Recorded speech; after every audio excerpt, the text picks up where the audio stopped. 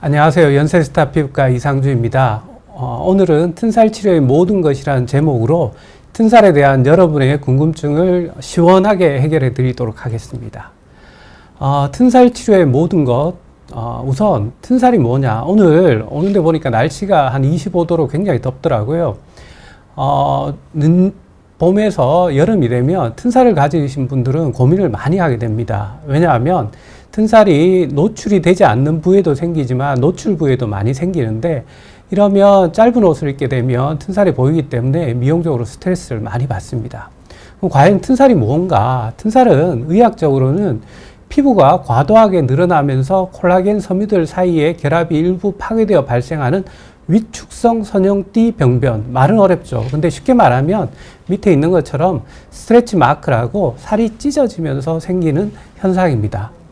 과거에는 튼살은 미용적으로만 이야기가 되었지만 최근에는 흉터의 한 형태로 튼살을 이야기하는 분들도 많이들 계십니다. 즉 흉터의 한 형태라고 생각하시면 되고요. 남녀 비는 1대2로 여성분들에게 더 많은 것으로 되어 있고요. 연령은 어린 나이부터 50세 이상까지도 생기는 것으로 알려져 있습니다. 의학적으로는 팽창선줄이라고 하는데, 이 팽창이라는 게 피부가 늘어나면서 줄처럼 생긴다고 팽창선줄이라는 용어를 쓰고 있습니다. 근데 우리가 실제로 보면 튼살에는 크게는 두 가지 종류가 있습니다. 첫 번째는 초기에 붉은 튼살입니다. 튼살이 이렇게 생길 때 보면 부위가 붉은 색깔로 보이는데, 붉은 띠나 띠처럼 이렇게 나는데 정상 피부보다 약간 가라앉아 있으면서 만져보면 약간 울퉁불퉁한 그런 형태로 나타나게 됩니다. 근데 이 붉은 튼살이 시간이 지나게 되면 흰색 튼살로 바뀌게 됩니다. 흰색 튼살은 후기의 병변이고 붉은색이 점차 이 흰색으로 바뀌면서 생기는데, 일부 환자분들은 이 붉은 튼살의 단계를 거치지 않고 막바로 처음부터 흰색 튼살이 나타나는 경우도 있습니다. 모양은 보면 주름지고 위축된 피부, 즉 주위보다 약간 가라앉아 있고요. 색깔은 좀 하얀색을 띠고 있고, 여러분들도 아마 한두 개는 가지고 있는 분들이 많습니다. 그럼 튼살은 왜 생기는가? 튼살이 생기는 원인에 대해서 살펴보면 대표적인 것은 임신을 하면 생기죠. 임신 시에는 피부가 과도하게 늘어나기 때문에 생기고요. 사춘기에 급격한 성장 때문에도 튼살이 많이 생깁니다. 그리고 피부가 빠르게 늘어나는 경우, 대표적인 경우가 요즘 비만 인구가 증가되니까 살이 찌는 경우에 튼살이 잘 생깁니다. 또 체중 변화가 있거나, 최근에는 살은 안 찌고 운동을 열심히 하시는 분들은 이 근육량이 늘어나는데, 그때 이제 단백질 보충제라든지 아니면 갑자기 근육량을 늘리게 되면 그 부위에 살이 트는 경우도 있습니다. 또 의학적으로는 유전적 소인도 있다고도 이야기하시는 분도 있습니다. 이 쌍둥이 같은 경우에도 튼살이 같이 생기는 경우가 있는 것으로 봐서 유전적인 소인도 있는 것으로 알려져 있습니다. 자, 튼살의 가장 대표적인 것은 임신 시 생기는 튼살입니다. 임신한 여성의 거의 90%는 튼살이 생기는 것으로 알려져 있고요. 주로 임신에 의해서 아기 때문에 이제 복부의 피부가 늘어나는데, 그 피부를 못 따라가서 안쪽에 콜라겐들이 찢어지면서 튼살이 생깁니다. 꼭 지진이 나면서 땅이 갈라지는 것처럼 튼살이 생기게 되는 거죠. 또 튼살은 호르몬하고 밀접한 연관이 있습니다. 여성 호르몬이나 대표적으로 이제 스테로이드라는 부신 피질 호르몬도 같이 증가하기 때문에 튼살이 잘 생기는 것으로 되어 있고요. 임신 시 튼살의 부위는 주로 배 부위에 잘 생기지만, 배뿐만 아니라 이제 유방 주위에도 이제 가슴이 커지니까 생기고요. 또 허벅지에도 많이 생기고, 특히 이제 젊은 초산부에게 많이 생기는 것으로 알려져 있고, 당연한 이야기겠지만 임신 시 체중 증가가 큰 원인이고, 태아가 큰 경우에는 당연히 튼살이 잘 생깁니다. 임신 시 튼살은 체질적인 요인도 있기 때문에 태아가 또 무조건 크다고 잘 생기는 건 아니고, 체질적으로 좀 잘 생기시는 분은 둘째를 가졌을 때도 잘 생기는 것 같습니다. 임신 시 튼살은 보시면 이렇게 배꼽 주위로 이렇게 튼살이 생기고요. 이 붉은 튼살이 나중에 되면 이렇게 흰색 튼살로 바뀌게 되고, 또 배가 처지는 경우에는 이렇게 처짐과 동시에 튼살도 많이 보이는 경우가 많습니다. 고민하시는 분도 많고요. 특히 최근에는 나이 드신 분들이 임신을 많이 하기 때문에 튼살도 좀 더 많이 생기는 것 같습니다. 두 번째 이제 튼살은 사춘기 때 많이 생깁니다. 사춘기 때 성장이 일어나기 때문에 튼살이 잘 생기고요. 2차 성징과 동반된 경우가 많고, 여아인 경우에는 아무래도 가슴이나 허벅지, 엉덩이 쪽이 잘 생기고요. 남자의 경우에는 허리 쪽이 잘 생기고 허벅지 외측이 잘 생깁니다. 우리가 튼살은 뚱뚱하면 잘 생긴다고 생각하는데 꼭 뚱뚱하다고 생기는 것은 아니고요. 이 친구처럼 키가 갑자기 이렇게 큰 경우, 특히 남자들한테 많이 볼 수 있는데, 이 허리 쪽에 이렇게 평행선 라인으로 하얗게 이렇게 생기는 경우도 꽤 많습니다. 네. 그래서 튼살은 꼭, 과체중이나 뚱뚱한 사람이 아니라 누구나 생길 수 있는 질환이라고 생각하시면 됩니다. 자, 여성들은 주로 이제 2차 성징이 일어나면서 가슴 부위에 이렇게 튼살이 많이 생기고요. 허벅지 외측에도 이렇게 많이 생깁니다. 아무래도 피부가 많이 늘어나는 부위가 이쪽 부위이기 때문에 이쪽에 많이 생기는 것으로 알려져 있습니다. 그리고 거기뿐만 아니라 무릎에도 이렇게 잘 생기고요. 종아리에 생기는 경우가 의외로 많습니다. 이 종아리나 무릎에 생기는 경우에 문제가 되는 게 뭔가 하면, 다른 부위는 이제 여름이 되면 옷으로 대개는 가릴 수 있는데, 이 경우에는 옷으로 가리기가 힘듭니다. 반바지나 아니면 뭐 치마 같은 걸 입었을 때 보이기 때문에 고민하시는 분이 의외로 굉장히 많으시고요. 그 결과로 이거 치료받기를 원하시는 분들도 굉장히 많습니다. 비만과도 튼살은 연관되어 있고요. 살이 이렇게 갑자기 찌는 경우에는 이렇게 붉게 트기도 하고, 배뿐만 아니라 이런데 가슴 쪽에도 생기고, 그리고 팔, 어깨 쪽에도 튼살이 많이 생깁니다. 특히 여자분들은 과거에 이렇게 생기게 되면 나시를 못 입는다고 와서 치료를 원하시는 경우가 많습니다. 이와 같이 이 어깨 쪽에도 잘 생기고 이쪽에도 생기고요. 최근에 이제 남자분들은 헬스를 하면서 이쪽에 근육량이 증가되면서 또 튼살이 생기는 경우도 의외로 많습니다. 그리고 튼살은 이런 생리적인 원인뿐만 아니라 병적인 원인 때문에도 튼살이 많이 생깁니다. 제일 대표적인 게 이제 부신피질 호르몬 과다인 질환이 있는데, 내분비 직관 쿠신 증후군이라고 있습니다. 이런 경우에는 튼살이 많이 생기고요. 그 외에 이거는 뭐 마판 신드롬이라고 유전적인 질환, 또 약물은 앞에서 이야기한 것처럼 부신피질 호르몬제, 스테로이드제와 밀접한 연관이 있고, 그 외에 이런 약물도 연관이 있는 것으로 알려져 있습니다. 따라서 튼살이 너무 심한 경우에는 내과적인 원인도 한 번은 고려를 해보셔야 합니다. 이분과 같은 경우에는 전신에 이렇게 튼살이 아주 심하게 많은데요. 이 경우에는 내과적인 질환 때문에 이분은 스테로이드를 오랜 기간 복용해서 튼살이 이렇게 많이 생겼고요. 이런 경우에는 일반적으로 보는 튼살보다 굉장히 심하기 때문에 치료가 필요하고요. 저희가 뭐 이분 같은 경우에 전신에 있어서 한 3일 정도 치료를 한 것 같은데요.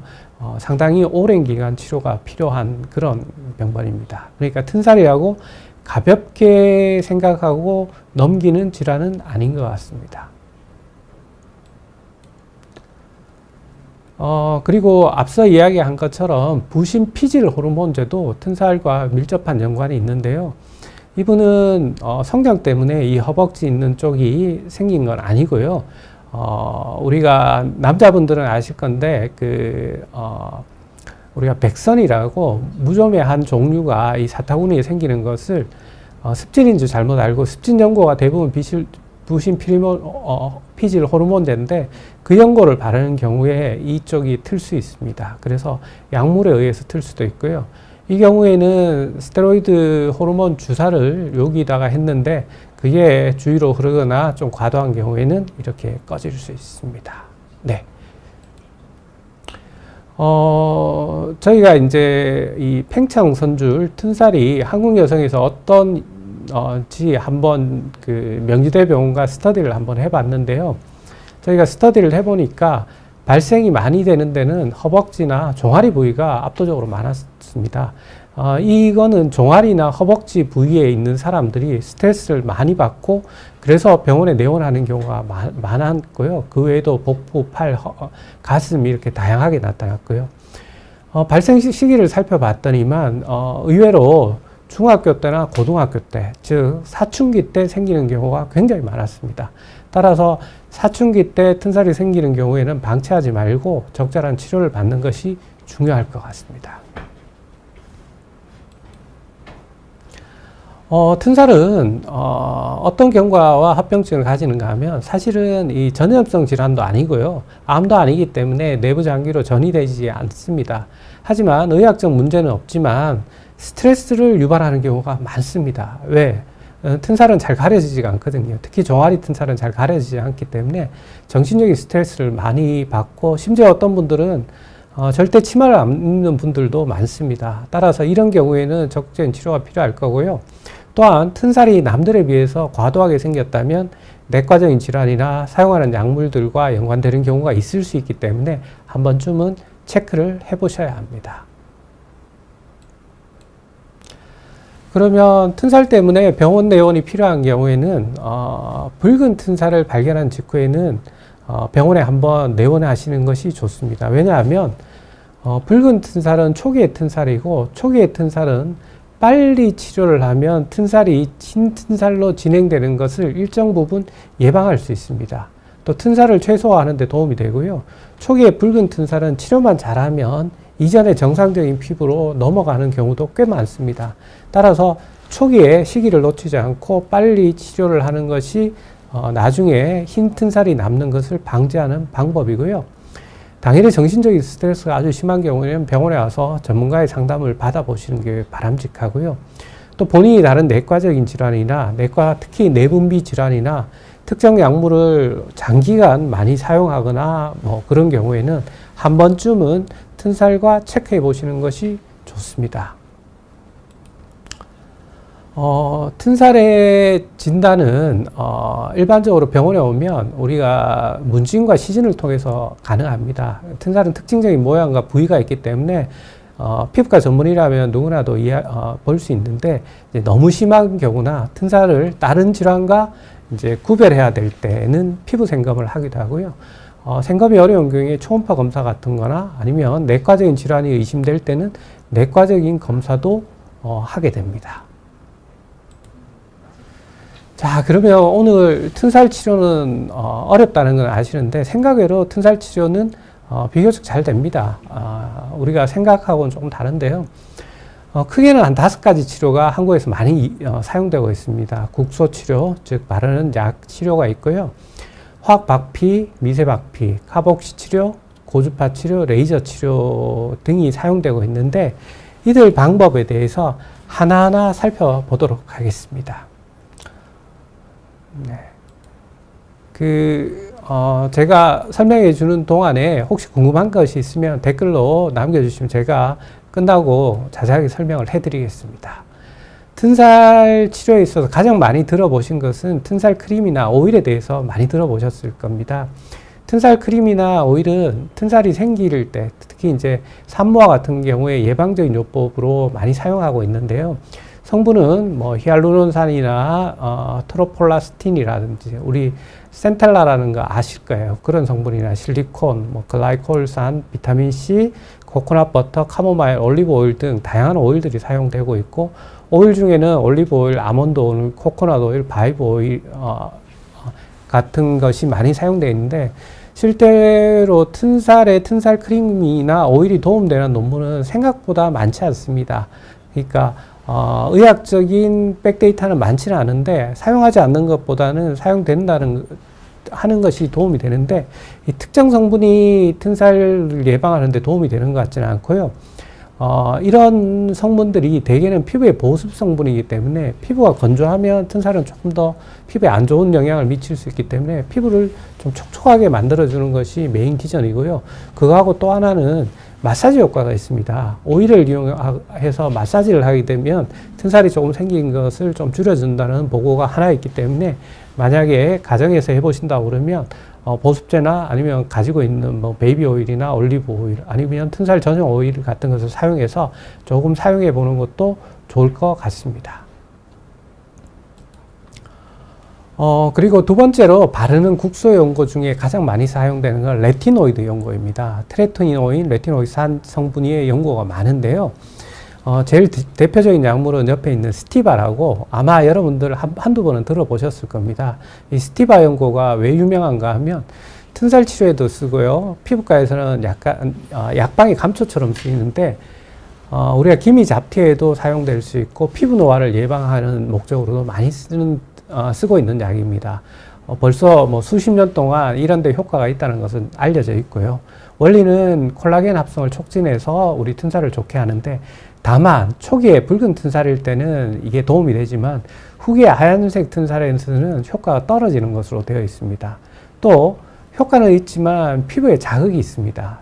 즉 너무 과다하게 바르거나 너무 자주 바르게 되면 피부가 붉어지고 따갑고 이런 뭐 피부염 증상이 나타날 수 있기 때문에 조금 주의 깊게 사용하시는 게 좋고요.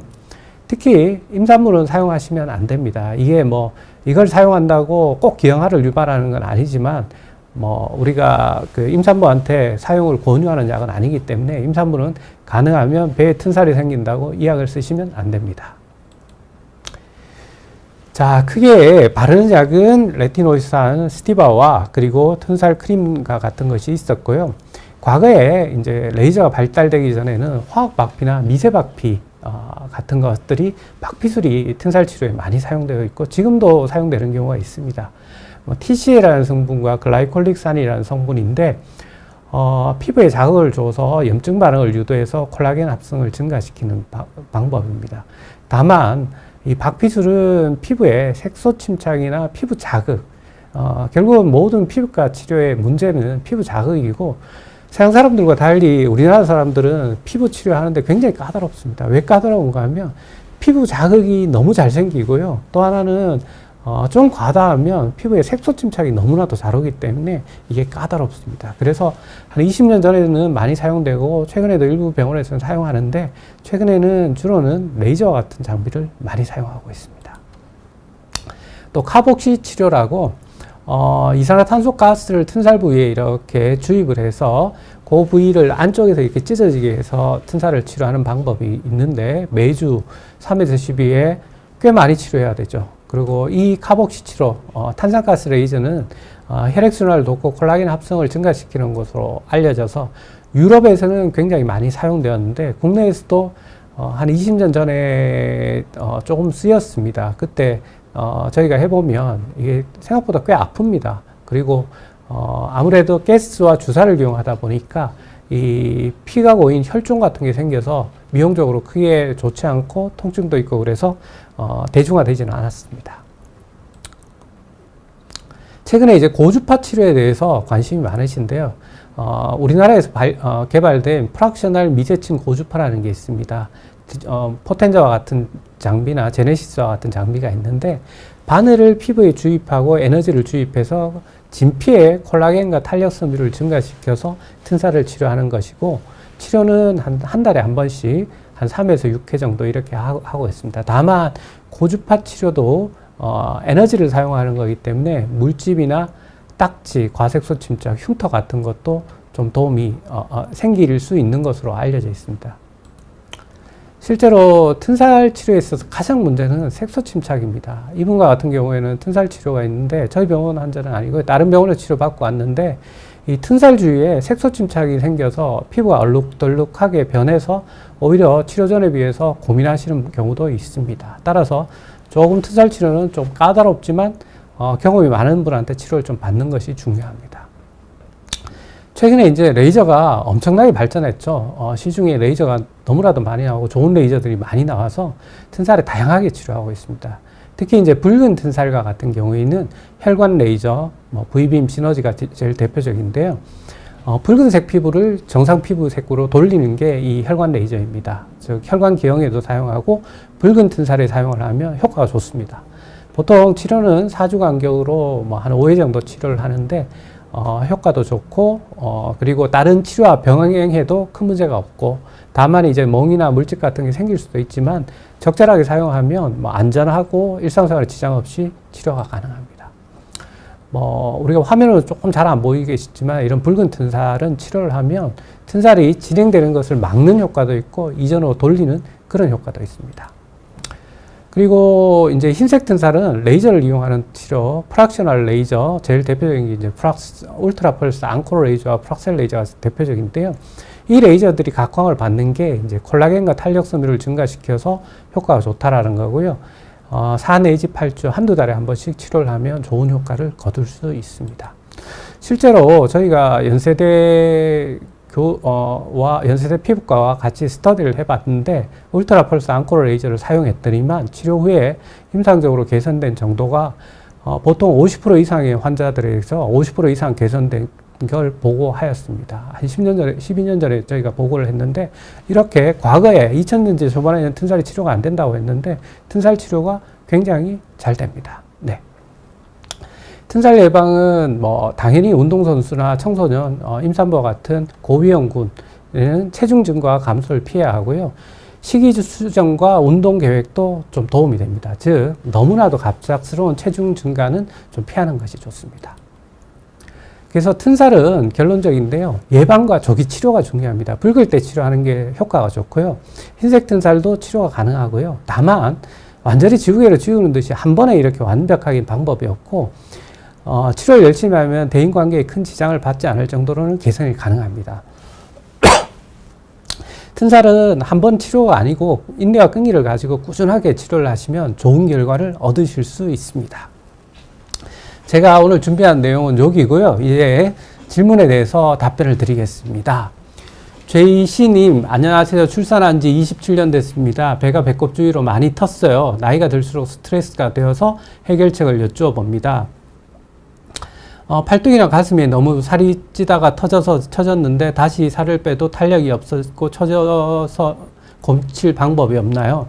딸아이가 쿠싱 증후군과 비슷한 증상이 있는데 병원에서는 검사가 없다고 아니라는데 특징 말고는 알 수가 없나요? 얼굴이 동그란 얼굴과 뱃살, 튼살, 거북목 빼고요. 이렇게 이야기하셨습니다. 그렇습니다. 출산을 하게 되면 튼살이 배꼽 주위에 많이 틉니다. 그래서 초기에 붉을 때 치료를 하면 치료가 잘 됩니다. 근데 튼살이 이제 나이가 들면 튼살뿐만 아니라 배에 탄력이 떨어지기 때문에 튼살과 탄력이 떨어진 게 복합적으로 작용해서 튼살이 많이 보이게 됩니다. 이 경우에는 두 가지 시술이 병행되어야 합니다. 첫 번째는 튼살을 지우는 레이저 치료와 배 쪽에 탄력을 줄 수 있는 시술들이 최근에 많이들 개발되었습니다. 옛날에는 서양에도 그렇고 옛날에는 수술적으로 그걸 제거를 했는데 최근에는 고주파 치료나 초음파, 하이프 장비 등을 이용하면 탄력을 증가시킬 수 있고 탄력을 증가시키면서 배가 처진 것을 올려주시고 그 부위에 남아있는 흰색 튼살은 레이저로 치료를 하면 재생을 시켜주면 되고요. 딸아이가 쿠싱 증후군과 비슷한 증상이 있다고 하셨는데 쿠싱 증후군은 병원에서 피검사를 해보면 대개는 알 수가 있습니다. 하지만 쿠싱 증후군과 약간 살이 찐 거와 비슷하기 때문에 아마 제 생각에는 딸아이가 약간 통통하거나 그래서 그런 거지 너무 큰 걱정은 안 하셔도 될 거고요. 병원에 한번 가서 검사에 특별한 게 없다고 하면 너무 걱정을 하지 마시고요. 다만 체중 조절이나 그런 것은 조금 필요하지 않을까 생각합니다. 해띵님이 가슴 수술 후에 가슴에 튼살이 생기는 건요. 가슴 수술 후에 가슴에 튼살이 생기는 경우 있습니다. 보통 가슴 수술을 하게 되면 우리가 이제 가슴에 실리콘 팩과 같은 것을 넣는데 두 가지 문제가 생깁니다. 첫 번째는 흉터 부위가 벌어지는 경우가 많고요. 또 피부가 이렇게 갑자기 되면 아까처럼 라인처럼 튼살이 생기는 경우가 있습니다. 아마 경험하셨으면 초기에 이제 붉은색이 있거나 초기에 이제 약간 가늘었을 때 빨리 와서 치료를 하면 좋아지기 때문에 그 부위에도 충분히 튼살이 생기는 부위고 실제로도 병원에서 많이들 보는 부위입니다. 혼자가 좋아요 님이 고등학생 딸아이 무릎 뒤쪽 접히는 부분에 위아래로 붉은색 튼살 줄이 여러 개 있습니다. 예, 고등학생들 많이 생깁니다. 아까 설명해 드렸다시피 중학생이나 고등학교 때 우리가 살이 안 찌더라도 성장이 일어나면서 종아리 접히는 부위에 많이 생기는데요. 현재 붉은색이라면 빨리 치료를 좀 해주시는 것이 좀 도움이 되지 않을까. 그리고 만약에 병원 치료를 못 한다고 하면 보습제라도 꼭 바르시는 게 좀 도움이 좋습니다. 그리고 붉을 때 치료하는 것이 튼살도 예방하고 튼살을 이전 피부와 좀 비슷하게 만들 수 있기 때문에 꼭 치료를 한번 고려해 보시는 게 좋을 것 같습니다. 대인님께서 선생님 살이 쪄서 허벅지 바깥 외측에 하얀 튼살이 많이 생겼어요. 예, 맞습니다. 그 부위 잘 생기는 부위고요. 여자분들 허벅지 바깥 외측에 하얀색 튼살 잘 생깁니다. 붉은 튼살이 아닌 흰색 튼살은 치료가 안 된다고 들었는데 오래된 하얀색 치료는 어떻게 치료하면 얼마나 걸릴까요? 예, 대단히 좋으신 질문입니다. 피부과 의사들 뿐만 아니라 이제 많은 분들이 튼살 치료가 안 된다고 병원에 가면 포기하라고 이야기하시는 분이 많은데 그건 20년 전의 이야기입니다. 저희가 논문도 썼다시피 한 10여 년 전부터는 레이저들이 좋은 것들이 많이 나와 있습니다. 이 좋은 레이저를 이용하면 피부를 재생시킬 수 있습니다. 아까 제가 튼살은 흉터가 같다고 했는데 흉터도 요즘에는 재생시켜서 치료가 가능합니다. 따라서 흰색 튼살 피부 재생 레이저를 사용하면 재생이 가능하고요. 한색 튼살에 앞에서 설명해 드렸다시피 프랙셔널 레이저, 대표적으로 울트라 펄스 레이저나 그런 레이저를 사용하면 치료가 가능하고요. 치료는 부위에 따라서 조금씩 다른데요. 보통은 뭐 우리가 한두 달에 한 번씩 해서 한 5회 정도 치료하면 좋은 효과 보실 수 있습니다. 이렇게 치료를 할 때마다 튼살이 조금씩 개선되는 것을 아마 느끼실 수 있습니다. YMK님께서 입술이 건조해서 다 트고 뜯어서 딱지 졌는데 어떻게 해야 할까요? 예, 입술이 튼 거는 사실은 튼살이 아니죠. 이거는 입술에 있는 구순염이라고 하는데, 각질이 생기는데, 이런 경우에 우선은 첫 번째는 뜯으면 안 됩니다. 뜯으면 계속 악순환이 계속되기 때문에 안 되고요. 두 번째는 우리가 입술에 이 각질 같은 게 생기면 침을 바르는 경우가 있는데, 침을 바르면 더 건조해지고 더 트게 됩니다.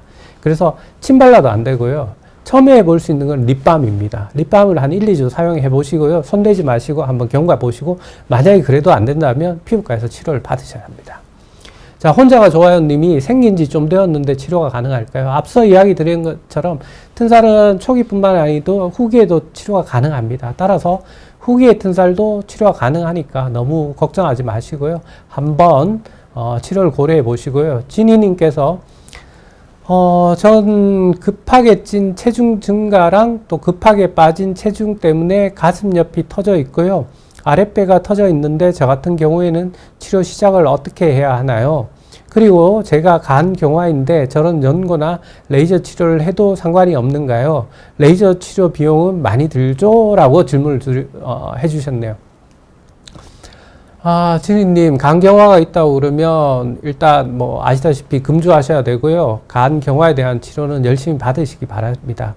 그리고 연고나 레이저 치료 말씀을 하셨는데 튼살 크림과 같은 경우에는 내과적인 질환과 관계가 없기 때문에 전혀 문제가 없고요. 레티노이드는 우리가 소량 사용하는 것은 큰 문제는 없는데 이렇게 넓은 면적에 있다고 그러면 사용을 피하시는 게 바람직하고요. 레이저 치료는 뭐 내과적인 질환과는 전혀 관계가 없기 때문에 고려해 볼 수 있습니다. 다만 레이저 치료는 아무래도 연고보다는 비용이 조금 더 비싸다는 점은 생각을 해 주셔야 되고요. 가슴 옆부위에 아랫배가 터져 있다고 하면 사실은 아마 제 생각엔 지금은 붉은 색깔이 아니고 흰색 정도일 건데 치료는 언제든지 시작을 하시면 되고요. 어느 부위를 사용하는 게 먼저 치료해야 되는가? 그건 제가 봐서는 스트레스를 많이 받거나 튼살 부위는 넓은 것보다는 좁은 게 아무래도 치료가 조금 쉽기 때문에 가슴 옆 쪽이 아마 치료 효과는 좀 더 크지 않을까 그렇게 생각하고 있습니다. 홍길동 님이 튼살 바르는 약 같은 거 효과가 없나요? 네. 앞서 말씀드렸다시피 튼살에 바르는 건 크게 두 가지가 있습니다. 하나는 약 계열이 있고요. 하나는 튼살 크림이 있습니다. 약은 도움이 있습니다. 많은 논문에 이 튼살에 도움이 되는 것으로 알려져 있고요. 다만 바른다고 튼살이 이렇게 감쪽같이 없어진다고 생각하시면 안 되고요. 개선되는 정도, 좀 나은 정도로 생각하시는 것이 맞습니다. 그리고 튼살 연고나 크림은 제가 앞서 말씀드린 것 같이 논문이 조금 적습니다. 그래서 우리가 그게 뭐 100% 효과 있다라고 이야기 드리기는 힘들지만 그래도 안 바르는 것보다는 당연히 바르는 게 좋기 때문에 있으시면 써보시는 것도 좋을 것 같습니다. ABC님이 최근에 본 광고로 미라제스로도 치료하는 것 같더라고요. 미라제까지 아시는 분이면 이 피부과 시술에 대해서 굉장히 관심이 많으신 분인데요. 미라제이 어떤 원리인가 하면요.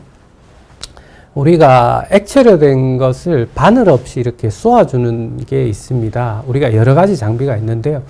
고압을 물을 분사하게 되면 피부를 통과해서 그 물이 들어가게 되는데 미라젯은 고압을 레이저로 만드는 것입니다. 그래서 레이저로 순간적으로 만들어서 고압을 쏘아서 물이 들어가게 하는 거고요. 기본 원리는 압력을 이용해서 물을 집어넣는 거라서 과거에 MTS라고 이 바늘로 이용하는 거와 거의 유사한 효과입니다. 저도 미라젯을 사용해 봤는데요.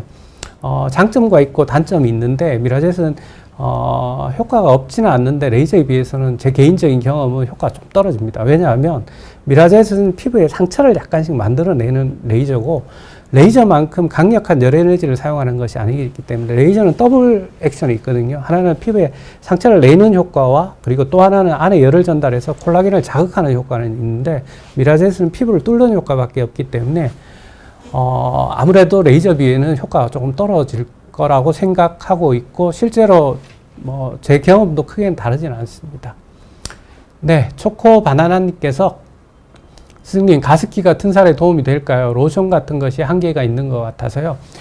가습기 피부 건강에 아주 좋습니다. 하지만 피부를 촉촉하게 만들어주는 것은 중요하고, 따라서 가습기가 피부를 촉촉하게 만드는 데 도움은 됩니다.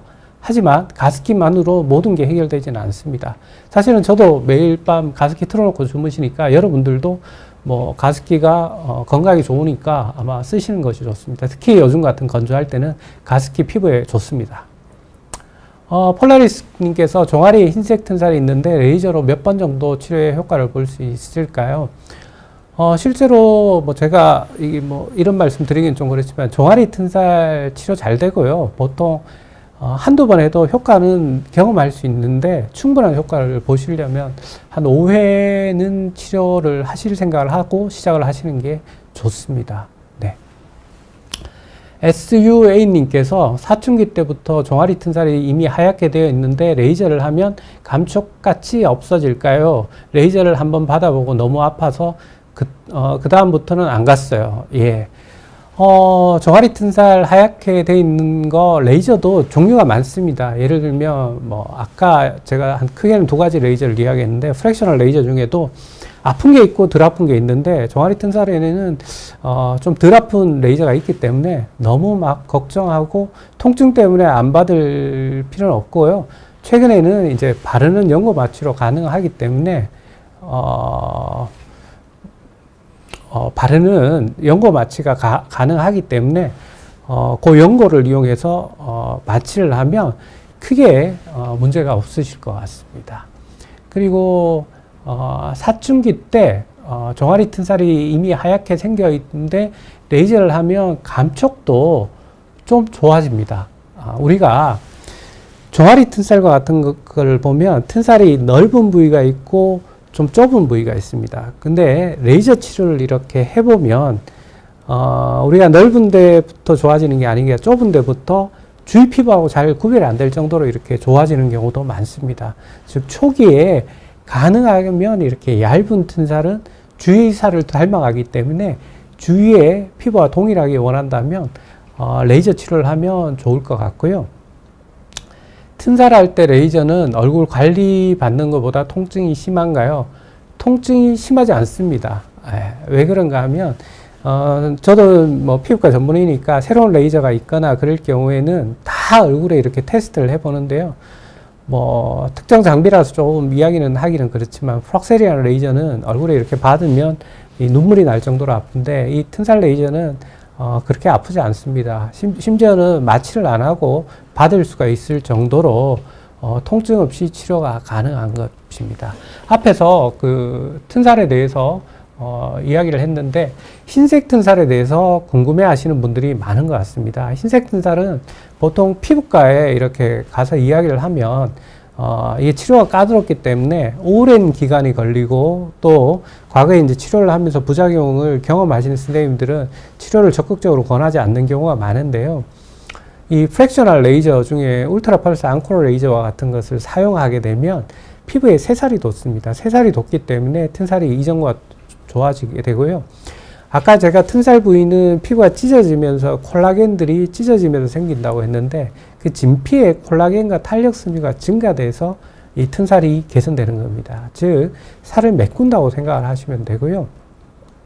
실제로 과거에 이제 저희가 연세대하고 같이 쓴 논문에서 해보면 치료 효과가 굉장히 좋습니다. 한 반 이상에서 50% 이상, 이건 75% 이상, 50% 이상의 개선 효과를 보였는데, 이 두 가지 그룹만 합치더라도 거의 50% 이상의 환자들한테는 효과를 보이고요. 특히 앞에서 튼살 중에 붉은 튼살은 초기에 치료를 받으면 뒤에는 이처럼 구별하기가 힘듭니다. 그리고 붉은 튼살의 경우는 치료가 마취가 필요 없을 정도로 통증이 거의 없이 치료가 가능합니다. 그래서 조금 안심하고 치료 받으시는 것이 바람직할 거고요. 샤랄라님께서 가슴이나 배 쪽에 생긴 붉은 튼살 한 줄 한 줄 면적이 꽤 넓은 편인데 레이저 시술하면 경과가 괜찮을까요? 괜찮습니다. 붉은 튼살은 치료를 하게 되면 이전과 같은 피부로 바꿀 수 있고요. 무엇보다 튼살은 시간이 되면 아니면 체중이 증가하면 피부가 늘어나면 찢어지면서 더 이렇게 나빠지는 경우가 많은데 붉은 치료를 하게 되면 튼살이 진행되는 것을 스탑시킬 수 있습니다. 따라서 붉은 튼살이 가지고 있는 경우에는 빨리 병원을 방문해서 치료를 좀 받아보시는 게 좋고요. 저희가 붉은 튼살을 치료를 해보면 한 3에서 5회 하면 꽤 많은 좋은 효과를 보입니다. 다만 붉은 튼살을 가지신 분들 중에 꼭 생각하셔야 되는 게 뭔가 하면 튼살의 원인이 제가 피부가 갑자기 늘어나는 걸 못 따라가서 생긴다고 이야기를 한 것처럼 만약에 체중 증가가 있는 경우에는 다이어트나 체중 증가를 조금 생각을 하셔야 되고요.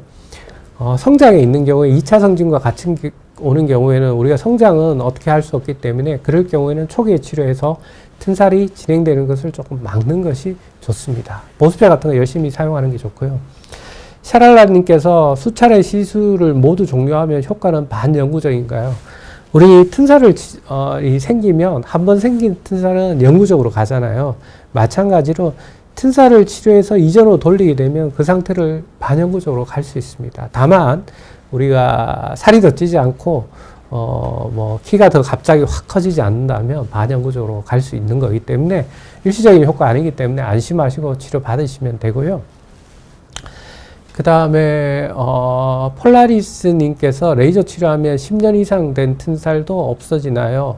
10년 이상 된 오래된 튼살, 아마 앞에서 여러분들이 여러 가지 튼살, 하얀색 튼살 많이 보셨을 건데요. 이런 하얀색 튼살, 우리 어깨에도 잘 생기고, 여자분들은 이 팔뚝 있는데 많이 잘 생깁니다. 살이 찌면 우리 팔뚝살만 이렇게 늘어지는 게 아니고요.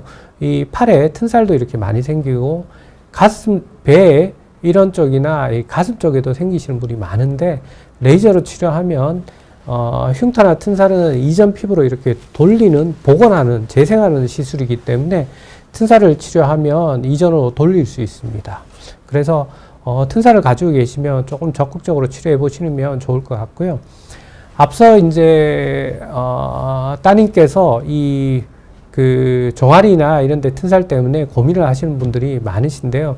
실제로 종아리에 이렇게 튼살 때문에 고민하시는 분들 굉장히 많습니다. 이런 분들은 짧은 치마를 못 입어서 거의 반바지만 입고 지내는 분들이 많은데요. 이런 튼살은 보통 병원에 가면 치료가 잘 안 된다고 그냥 특별한 방법이 없으니까 튼살 연고나 앞서 이야기한 스티바 연고와 같은 연고 치료만 하라고 그러는데, 실질적으로는 이런 튼살도 레이저로 메꾸면 튼살 치료가 가능하기 때문에 치료를 한번 받아보시면 좋을 것 같고요. 그리고 튼살이 너무 이렇게 과도하게 생기거나 아니면 제가 앞에서 보여드리는 것과 같이 이런 부위, 그리고 원인 없이 튼살이 생긴다고 하면 다른 원인을 찾아야 됩니다. 내과적인 질환과 같은 것을 배제해야 되기 때문에 그런 경우에는 내분비적인 질환이 있는지 한번 생각을 해보셔야 하고요. 앞에서 임신 시 튼살에 대해서 말씀드렸는데, 임신한 분들, 특히 최근에는 임신하는 연령이 자꾸 늦으면서 아기를 초산부가 많기 때문에 튼살 때문에 고민하시는 분이 많습니다. 그런 분들은 출산 후에 바로 와서 치료를 하면 튼살을 많이 줄일 수 있고요. 나중에 이 튼살이 있으면 피부 처짐과 동반되면 사실은 치료가 굉장히 까다롭습니다. 그런 경우에 이 치료를 하게 되면 튼살을 좀 돌릴 수 있기 때문에 초기에 좀 치료를 받는 걸 권해드리고 있습니다. 그리고 오채민님께서 선생님 벨로디2 레이저에 알고 싶어요. 전 튼살 레이저 5회 침 치료 10회를 했는데 조금 좋아 보여서 더 받을까 하고요. 그렇습니다. 요즘 시중에 튼살 치료하는 레이저 굉장히 많이 나와 있고요. 벨로디2도 그런 레이저 중에 하나로 알고 있습니다. 튼살 레이저 도움 되고요. 침 치료 이야기를 하셨는데, 튼살의 침 치료는 사실은 옛날부터 많이 썼습니다. 침보다는, 제가 튼살 치료한 게 한 20년이 넘었으니까요. 그 20년 전에는 튼살에 대한 좋은 레이저들이 없어서, 저도 침을 이용했고, 주사 바늘도 이용했고, 당시에는 이제 MTS라고 바늘이 여러 개 나와 있는 것을 이용해서 그 튼살 치료도 해봤습니다. 효과 있습니다. 효과 있지만, 뒤에 제가 연구한 레이저에 비해서는 효과가 아주 차이가 있습니다. 그래서 침 치료가 효과가 없는 것은 아니지만, 레이저 치료에 비해서는 떨어지고요.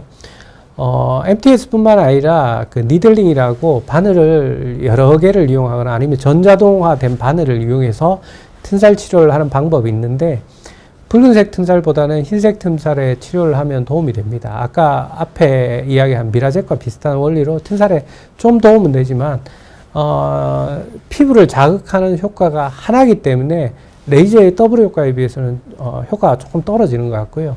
실제로 이제 제가 튼살 연구한 지가 20년 정도 됐다고 했는데, 여러 가지 다 해봤습니다. 필링도 해보고, 카복시도 해보고, 니들도 해보고, MTS도 하고, 뭐, 시중에 나오는 튼살의 치료에 좋다라는 건 다 가지고 치료를 해봤는데, 현재 제가 얻은 결론은 레이저가 제일 좋고요.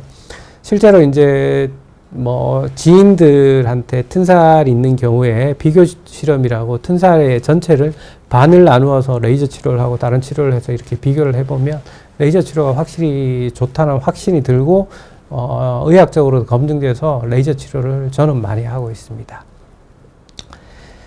자, 튼살, 뭐, 여러분들, 뭐, 너무 주위에서 많이들 보실 거고요. 흔하게 보실 수 있는데, 임신하는 경우만 튼살이 생기는 게 아니고, 사춘기에 너무나도 갑자기 이렇게 성장이 일어나는 경우에는 튼살이 생길 수 있기 때문에, 튼살에 대해서 관심을 가지는 게 좋고요. 특히 이제 따님과 같은, 우리가 딸이라든지, 그런 경우에는 보면, 사춘기 중학교 때나 고등학교 때 튼살이 굉장히 많이 생깁니다. 2차 성징과 함께 많이 생기는데요. 다른 부위보다 특히 종아리 부위는 튼살이 많이 생기고, 이 튼살 때문에 나중에 고민하는 경우가 많습니다. 따라서 튼살 한두 개 정도 있는 경우에는 뭐 그렇다 하더라도 이렇게 튼살이 좀 많이 생기고 있다면 관심을 가지셔야 하고요. 또 하나는 초기에 튼살이 치료 결과가 훨씬 좋습니다. 따라서 붉은 튼살이 생겼다고 생각이 드시면 빨리 전문가하고 한번 상담을 해서 붉은 튼살을 해결해 보시는 게 좋고요. 만약에 레이저가 부담스럽다면 가지고 있는 보습제라든지 피부를 촉촉하게 해주는 것을 우선적으로 사용해 보시고 경과를 좀 보셔야 되고요. 그리고 질문이 하나, 샤샤님께서 체중이 늘면서 튼살이 생겼는데 치료 방법은 레이저밖에 없나요? 치료 방법은 제가 앞에서도 설명해 드렸다시피 여러 가지 방법이 있습니다. 그 치료 방법 중에는, 국소 치료로 우리가 튼살 연고와 크림 같은 걸 사용해 볼 수 있으니까 우선 급하면 이걸 사용해 보시고요. 만약에 그게 어렵다면 가까운 피부과에서 레티노이드 연고를 처방받아서 조금 치료를 해 보시는 것도 좀 도움이 됩니다. 그 외에 이제 화학 박피와 같은 방법도 있고요. 미세 박피라는 방법도 있는데 원리는 비슷합니다. 피부에 미세하게 상처를 내서 새살이 돋게 해서 튼살을 개선시키는 방법도 있고요. 카복시 치료, 아마 과거에 이제 체중 늘면 비만 치료로도 카복시 치료 많이 하는 것으로 알고 있는데, 카복시 치료도 튼살 치료에는 도움이 됩니다. 다만 카복시를 사용하는 방법이 조금 다르기 때문에 우리가 체중 감량이나 이 체형 때문에 사용하는 경우에는 카복시 치료는 부위와 튼살에 사용하는 방법이 조금 다르기 때문에 그거는 이제 사용하시는 선생님과 한번 이야기를 나누어 보시면 좋을 것 같고요. 고주파 치료도 튼살에 최근에는 많이 사용되고 있습니다. 고주파 치료도 여러 가지 방법이 있는데요. 그 중에 가장 각광을 받는 것은 우리 마이크로 니들 RF 디바이스라고 멀티 니들 프랙셔널 고주파 기기가 한국에서 많이 개발되었습니다. 그런 장비를 사용하면 튼살에 도움이 되고요. 레이저 치료, 붉은 튼살에는 제가 펄스 다이 레이저라고 V빔과 같은 레이저가 도움이 되고요. 그리고 오래된 튼살은 우리가 레이저 재생하는 그런 울트라 펄스와 같은 프랙셔널 레이저가 도움이 됩니다. 그리고 체중이 늘면서 튼살이 생겼을 때는 튼살 치료도 중요하지만 체중을 적절하게 유지하는 것도 좋습니다. 따라서 체중 감량도 조금 신경을 쓰시면 좋고요. 체중이 늘면 우리가 배나 그리고 가슴, 어깨 쪽에 잘 생기기 때문에 그쪽에 특히 관심을 가지시는 게 좋습니다. 그리고 튼살은 우리가 뚱뚱하다고 생기는 것도 아니고요. 날씬한 사람도 튼살 잘 생깁니다. 특히 이제 근육량을 늘리기 위해서 많이들 운동들 많이 하시는데요. 운동하시면서 가슴에 생기는 경우도 많고요. 앞서 한 분께서 질문해 주신 것처럼 가슴 수술을 한 경우에 이 안에 들어가는 그거 이제 보형물이 너무 크다 보면 피부가 찢어질 수 있기 때문에 또 튼살도 잘 생기고요. 또 피부과에서 스테로이드 연고를 많이 사용하고 주사도 많이 사용하는데 그때 튼살이 생길 수 있기 때문에 주의가 요하게 꼭 주의를 요하셔야 됩니다. 그리고 튼살을 미용적인 문제로 치부하시는 분들이 많은데요. 튼살은 우리가 많이 생겼을 거나 남들에 비해서 과다하게 생기는 경우에는 꼭 내과적인 질환, 특히 쿠신과 같은 내과적인 질환을 생각하셔야 되고요. 최근에는 루푸스나 아니면 다른 질환 때문에 고민을 하는 경우에 스테로이드 약물을 많이 사용하는데요. 스테로이드 약물을 많이 사용하는 경우에도 튼살이 잘 생길 수 있습니다. 이런 튼살도 초기에 치료를 하면 돌릴 수 있기 때문에 나중에 튼살과 같은 흉터로 고민하는 것보다는 우리 모든 병들이 그렇잖아요. 초기에 예방 잘하고 초기에 치료하는 것이 뒤에 고생하는 것보다 훨씬 더 효과적으로 치료하고 고생도 덜 하기 때문에 초기부터 치료를 고려해 보시는 것이 좋을 것 같고요. 그래서 쿠신과 같은 병이라든지 아니면 다른 내과적인 약물을 사용하는 경우에 튼살이 남들에 비해서 좀 많이 생겼다면 한 번쯤은 병원을 방문해서 상담을 해 주시면 좋을 것 같고요. 그리고 저희가 안타까운 게 튼살 치료로 많이 오시는 분들은 20, 30대 여자분들이 굉장히 많습니다. 사실은 그분들은 그때 살이 찌는 것보다는 이제 중고등학교 때 성장 때문에 우리가 튼살이 생기는 경우가 많은데 튼살의 치료 시기를 놓쳐서 뒤에 치료를 하게 되면 튼살 치료가 기간도 훨씬 더 오래 걸리고 훨씬 더 까다롭습니다. 따라서 학부모님들이 뭐 공부에도 당연히 애기들 공부에도 신경을 써야 되겠지만 중고등학교 특히 여자인 경우에는 우리가 종아리 같은 경우나 허벅지 외측 같은 데는 튼살이 잘 생길 수 있기 때문에 그런데 붉은 튼살이 생겼다면 한 번쯤은 우리 딸이 튼살이 좀 잘 생기는 체질이 아닌가라고 생각하고 튼살도 유전적인 소인이 있거든요. 그래서 엄마도 튼살이 많이 생겼다면 그런 경우에는 초기에 우리가 예방이나 관리를 잘해서 튼살이 많이 생기는 것을 예방해 줘야지 나중에 이제 사회생활을 할 때 우리가 크게 지장을 받지 않기 때문에 그런 점은 유의하시는 것이 좋을 것 같습니다. 그리고 튼살은 많은 피부과에서 한 번 생기면 튼살 치료 안 됩니다 라고 이야기하지만 그건 20년 전의 지식이고요. 최근에 한 10여 년 전 동안은 너무나도 기술이 많이 좋아졌고 의술도 많이 좋아졌기 때문에 튼살 치료를 포기하지 마시고요. 초기에 치료하는 것이 좋고 그 시기를 놓쳤더라도 뒤에 튼살을 적절하게 치료하면 개선이 가능하기 때문에 치료를 해보시는 게 좋을 것 같습니다. 그리고 마지막으로 이제 폴라리스님께서 프락셀과 울트라 레이저 중에 어떤 레이저가 튼살에 좋은가라고 이야기를 물어오셨는데요. 저희 병원에는 두 가지 레이저가 다 있습니다. 저희가 비교를 해서 이게 뭐 특정 장비가 좋다 나쁘다라고 이야기하기는 좀 그런데 제 개인적인 생각은 울트라 펄스 레이저가 튼살에는 프락셀 레이저보다 더 효과가 좋습니다. 저희가 컨트롤 스터디로 양쪽으로 이렇게 비교해서 해본 결과는 얻은 결과는 그거고요.